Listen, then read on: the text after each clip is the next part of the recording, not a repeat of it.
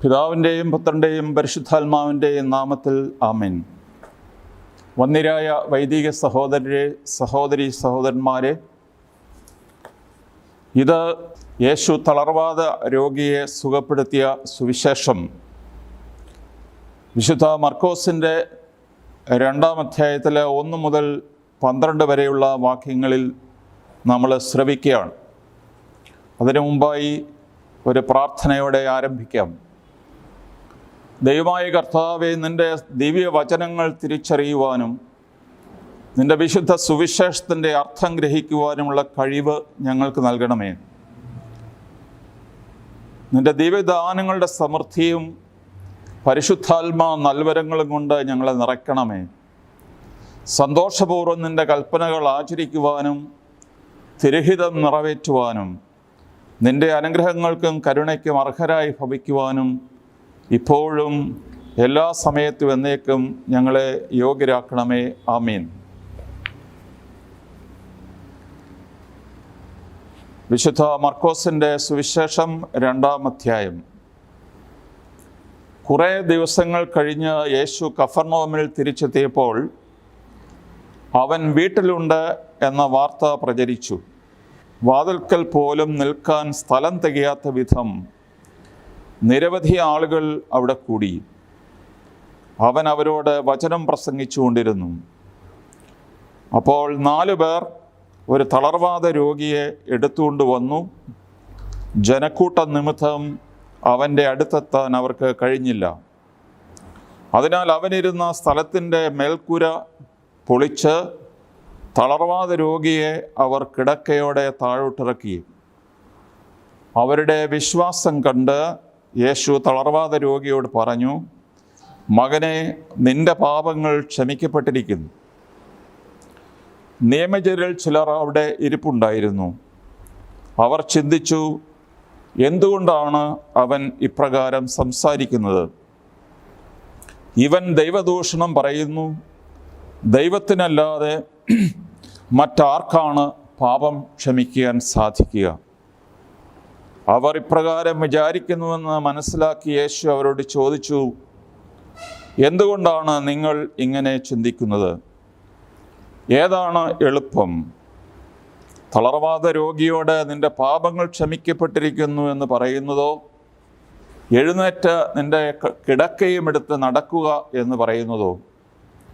എന്നാൽ ഭൂമിയിൽ പാപങ്ങൾ ക്ഷമിക്കാൻ മനുഷ്യപുത്രന് അധികാരമുണ്ട് എന്ന് നിങ്ങൾ അറിയേണ്ടതിന് അവൻ തളർവാദ രോഗിയോട് പറഞ്ഞു, ഞാൻ നിന്നോട് പറയുന്നു, എഴുന്നേറ്റ് നിന്റെ കിടക്കയും എടുത്ത് വീട്ടിലേക്ക് പോവുക.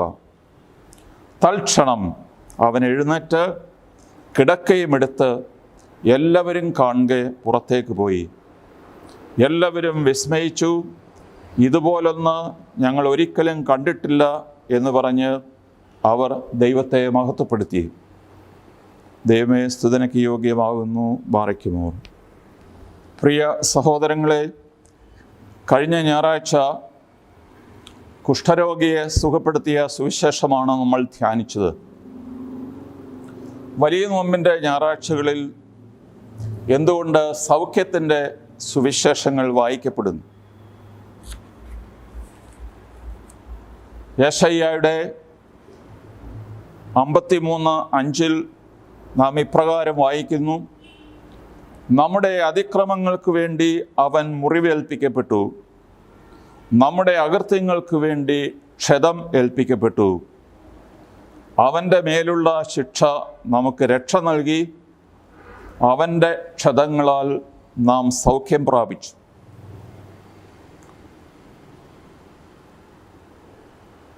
ക്രിസ്തു ജനിക്കുന്നതിന് 800 വർഷം മുമ്പ് യെശയ്യ കർത്താവിൻ്റെ പീഡാനുഭവങ്ങൾ മുൻകൂറായി മനസ്സിലാക്കി നമ്മുടെ ആത്മശരീരങ്ങളുടെ സൗഖ്യം നമ്മുടെ കർത്താവിൻ്റെ പീഡാനുഭവത്തോടും മരണത്തോടും കടപ്പെട്ടിരിക്കുന്നു എന്ന് യെശയ്യാ പ്രവാചകൻ മുൻകൂറായി പ്രവചിച്ചു.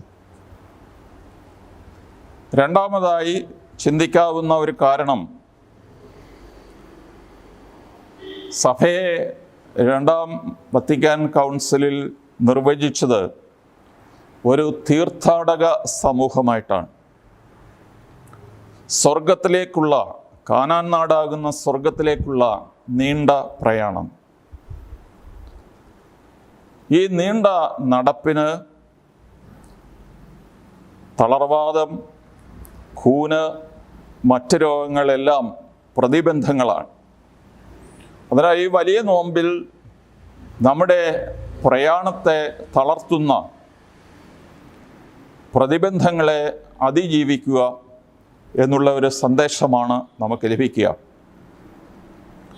ഇന്നത്തെ സുവിശേഷത്തിൻ്റെ പശ്ചാത്തലം വിശുദ്ധ മർക്കോസിൻ്റെ സുവിശേഷത്തിലെ 1-ാം അധ്യായത്തിൽ നമ്മൾ കാണുന്നു. നമ്മുടെ കർത്താവിൻ്റെ അധികാരത്തെക്കുറിച്ചാണ് 1-ാം അധ്യായത്തിൽ തുടർച്ചയായിട്ട് പ്രസ്താവിക്കുന്നു. മർക്കോസിൻ്റെ 1:22 അവൻ്റെ പ്രബോധനത്തിൽ അവർ വിസ്മയഭരിതരായി, കാരണം നിയമജ്ഞരെ പോലെയല്ല, അധികാരമുള്ളവനെ പോലെയാണ് അവൻ പഠിപ്പിച്ചിരുന്നത്. കർത്താവിൻ്റെ പ്രബോധനത്തിൻ്റെ അധികാരം. രണ്ടാമതായി, യേശു അശുദ്ധാത്മാക്കളെ പുറത്താക്കിയ സംഭവം മർക്കോസിൻ്റെ 1:27 വിവരിക്കുന്നു. മനുഷ്യർ അത്ഭുത പരതന്ത്രരായി ചോദിക്കുകയാണ്, ഇതെന്ത് അധികാരത്തോടു കൂടിയുള്ള പുതിയ പ്രബോധനമോ?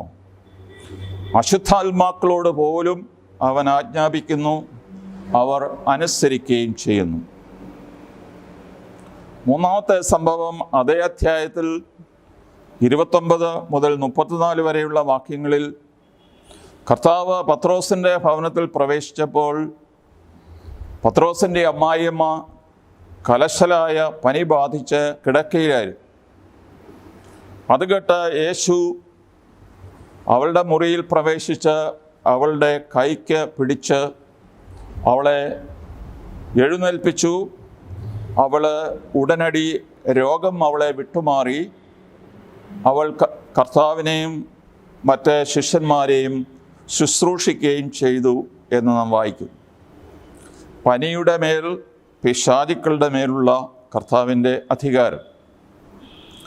ഇനിയും മർക്കോസിൻ്റെ 2-ാം അധ്യായത്തിൽ നമ്മൾ വായിച്ചു കേട്ട വേദഭാഗത്ത് പാപം മോചിക്കാനുള്ള കർത്താവിൻ്റെ അധികാരത്തെയാണ് പ്രീശന്മാർ, നിയമജ്ഞർ ചോദ്യം ചെയ്യുന്നത്. തൻ്റെ അധികാരത്തെ, കാരണം ദൈവത്തിന് മാത്രമേ പാപം മോചിക്കുവാൻ അധികാരമുള്ളൂ. ഏതെങ്കിലും ഒരു മനുഷ്യൻ അതിന് മുതിരുകയാണെങ്കിൽ അത് ദൈവദൂഷണമാണ്.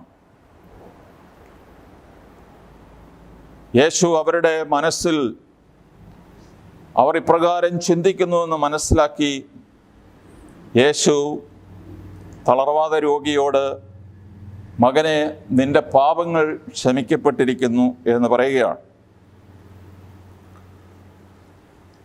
അങ്ങനെ പാപം മോചിക്കുവാൻ കർത്താവിന് അധികാരമുണ്ട് എന്നുള്ളതിൻ്റെ തെളിവായിട്ടാണ് തളർവാദ രോഗിയോട് നിന്റെ കിടക്കയും എടുത്ത് വീട്ടിലേക്ക് നടക്കുക എന്ന് യേശു കൽപ്പിച്ചത്.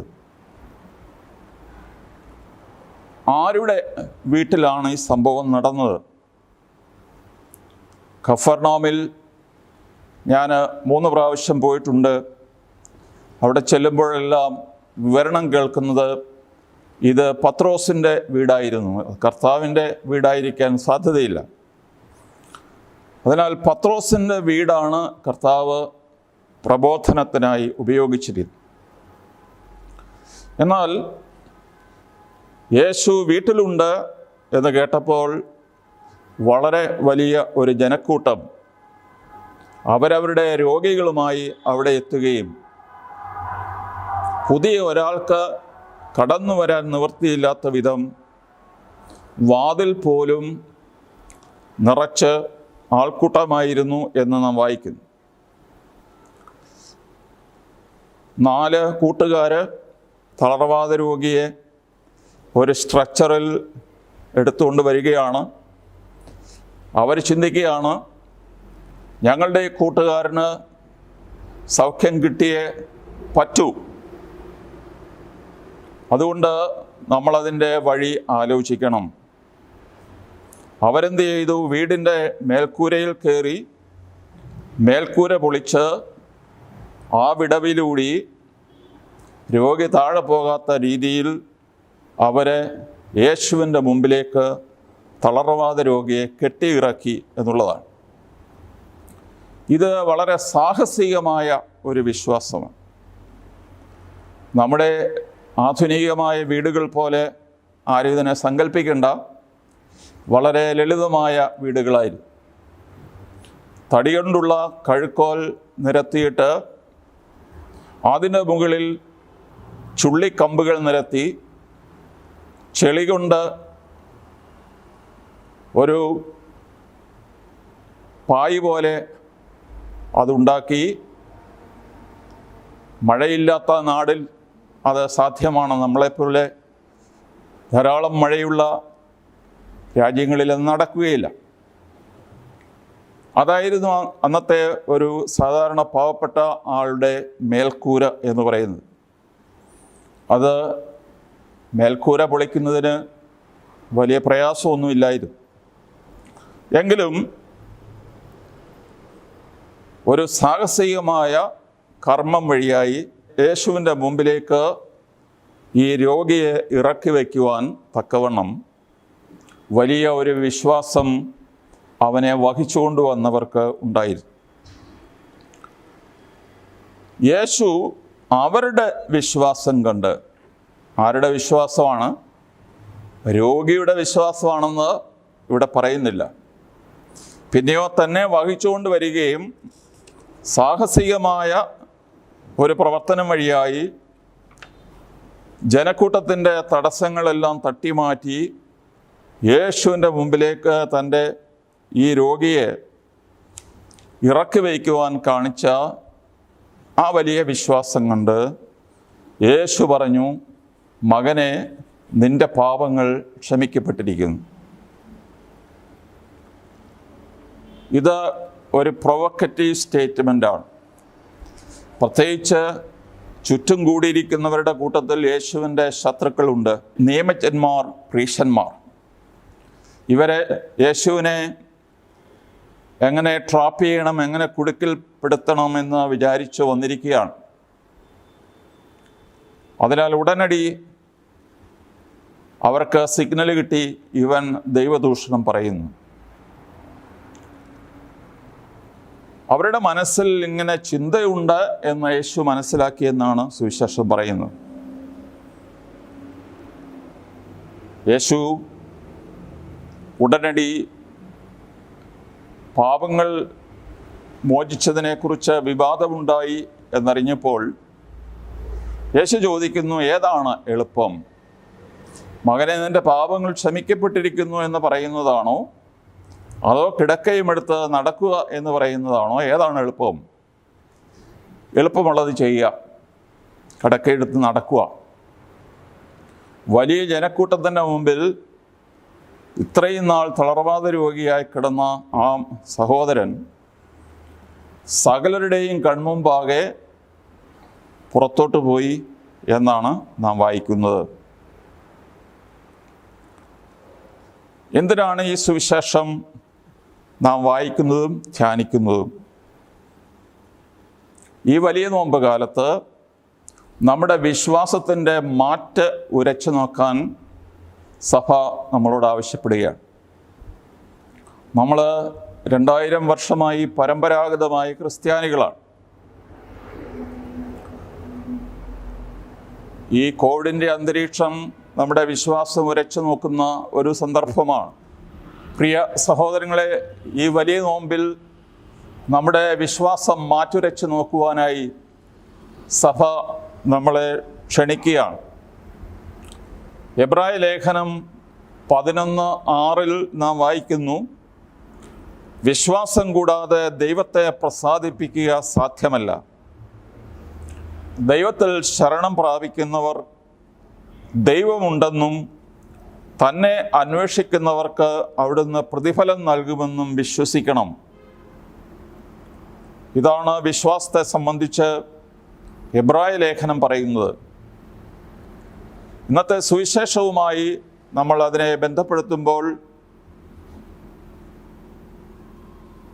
പ്രതിബന്ധങ്ങൾ മൂലം ഈ വിശ്വാസം കെട്ടുപോകാനിടയുണ്ട്. കുറേ കാലം ഒരു കാര്യത്തിന് വേണ്ടി പ്രാർത്ഥിക്കുകയും അത് കിട്ടാതെ വരുമ്പോൾ പള്ളിയും വിശ്വാസവും കൂദാശകളും ഒക്കെ ഉപേക്ഷിക്കുകയും ചെയ്യുന്ന ചിലർ കാണും. ഇന്നത്തെ തളർവാദിയുടെ കൂട്ടുകാർ ഒരുമിച്ചെടുത്ത ഒരു തീരുമാനം, അത് ധൈര്യപൂർവമായ വിശ്വാസത്തിൻ്റെ ലക്ഷണമാണ്. അവനെ ചുമന്നുകൊണ്ടുവരിക തീർച്ചയായിട്ടും ത്യാഗം ആവശ്യപ്പെടുന്ന ഒരു കാര്യമാണ്. വിശുദ്ധ യാക്കോബിൻ്റെ സുവിശേഷത്തിൽ, യാക്കോബിൻ്റെ ലേഖനത്തിൽ പ്രവൃത്തിപരമായ വിശ്വാസത്തെക്കുറിച്ച് പറയുന്നുണ്ട്. പ്രവൃത്തി കൂടാത്ത വിശ്വാസം മൃതമാണ് എന്ന് യാക്കോബ് ശ്ലീഹ നമ്മളെ പഠിപ്പിക്കുന്നു. ഈ തളർവാദ രോഗിക്ക് സൗഖ്യമുണ്ടായതിൽ 3 ഘടകങ്ങൾ ഒരുമിച്ച് പ്രവർത്തിച്ചു. തളർവാദ രോഗിയുടെ ആഗ്രഹം, സൗഖ്യം പ്രാപിക്കണമെന്നുള്ള ആഗ്രഹം, ആഗ്രഹത്തിനനുസരിച്ച് സഹകരിച്ച രോഗിയുടെ സുഹൃത്തുക്കൾ, മൂന്നാമതായി ദൈവവും സുഹൃത്തുക്കളും തളർവാദ രോഗിയും ഒരുമിച്ച് പ്രവർത്തിച്ചതിൻ്റെ ഫലമാണ് അത്ഭുതകരമായ ഈ സൗഖ്യം. പ്രിയപ്പെട്ടവരെ, ശരീരത്തിന് മാത്രമല്ല തളർവാദം ബാധിക്കുക. ഒരുപക്ഷെ ശരീരത്തിൻ്റെ തളർവാദത്തേക്കാൾ ആത്മാവിന് ബാധിക്കുന്ന തളർവാദമുണ്ട്. പലർക്കും അവരവരുടെ പാപങ്ങൾ മോചിക്കപ്പെട്ടു എന്നുള്ള വിശ്വാസമില്ലാത്തതിനാൽ വലിയ കുറ്റബോധം പേറി നടക്കുന്ന മനുഷ്യരുണ്ട്. I am unforgiven because I am guilty. അവർക്ക് അവർ ചെയ്തത് തെറ്റാണ് എന്നവർക്ക് ബോധ്യമുണ്ട്. എന്നാൽ ദൈവം അവരോട് ക്ഷമിച്ചു എന്ന് അവർക്ക് വിശ്വസിക്കാൻ സാധിക്കുന്നില്ല. മറ്റു ചിലർ പറയും, I am unforgiven because people have not forgiven me. ഞാൻ ചിലരോട് തെറ്റ് ചെയ്തു, വഞ്ചന കാണിച്ചു, ചതിവ് കാണിച്ചു, അവർ എന്നോട് ക്ഷമിച്ചിട്ടില്ല, അത് കാരണത്താൽ എനിക്ക് ക്ഷമ ലഭിച്ചിട്ടില്ല. മൂന്നാമത് ഒരു കൂട്ടരുണ്ട്, I am unforgiven because I cannot forgive myself. എനിക്ക് എന്നോട് തന്നെ ക്ഷമിക്കാൻ സാധിച്ചിട്ടില്ല.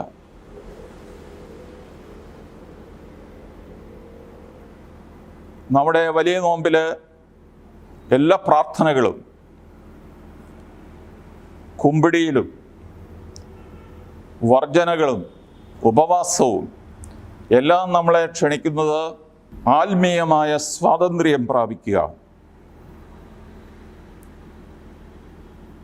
ഒരു പക്ഷിയുടെ കാലിൽ ഒരു ചെറിയ കല്ല് കെട്ടിയിട്ട് അതിനെ പറപ്പിക്കാൻ നോക്കുക. അത് കുറച്ചു നേരം പറക്കും, പിന്നെ അതിൻ്റെ ചിറകുകൾ തളർന്ന് താഴേക്ക് പോകും.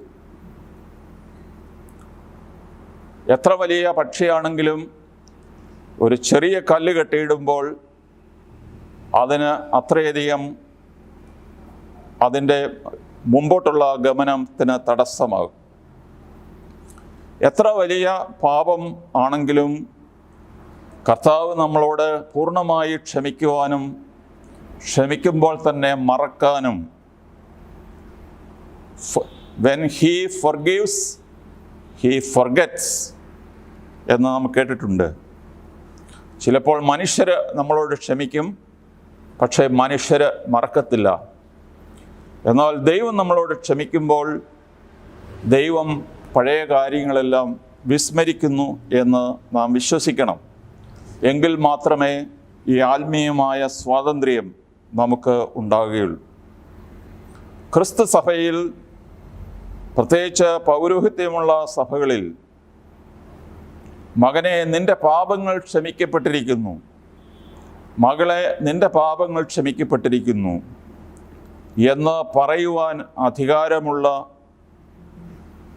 വൈദികർ ദൈവികമായ സഭയുടെ അധികാരത്തോടു കൂടി അവിടെ ഇരിക്കുന്നു എന്നുള്ളത് കൊണ്ടാണ് നമുക്ക് കുറ്റബോധമില്ലാതെ മുമ്പോട്ട് പോകുവാൻ സാധിക്കുക. അതിനാൽ നമ്മുടെ പാപവും കടവും പൂർണ്ണമായി വിട്ടുമാറി എന്നുള്ള ഒരു ഉത്തമ വിശ്വാസത്തിൽ നമുക്ക് മുമ്പോട്ട് പോകുവാൻ സാധിക്കണം. ഗ്രീക്ക് ഭാഷയിൽ പനി വിട്ടുമാറി എന്ന് പറയുന്ന അഫിയേമി എന്ന അതേ ക്രിയ തന്നെയാണ് മകനെ നിൻ്റെ പാപങ്ങൾ വിട്ടുമാറിയിരിക്കുന്നു. പനി വിട്ടുമാറി എന്ന് പറയുന്നത് പോലെ തന്നെ നിൻ്റെ പാപങ്ങൾ വിട്ടുമാറിയിരിക്കുന്നു, പൂർണ്ണമായി അകന്നിരിക്കുന്നു.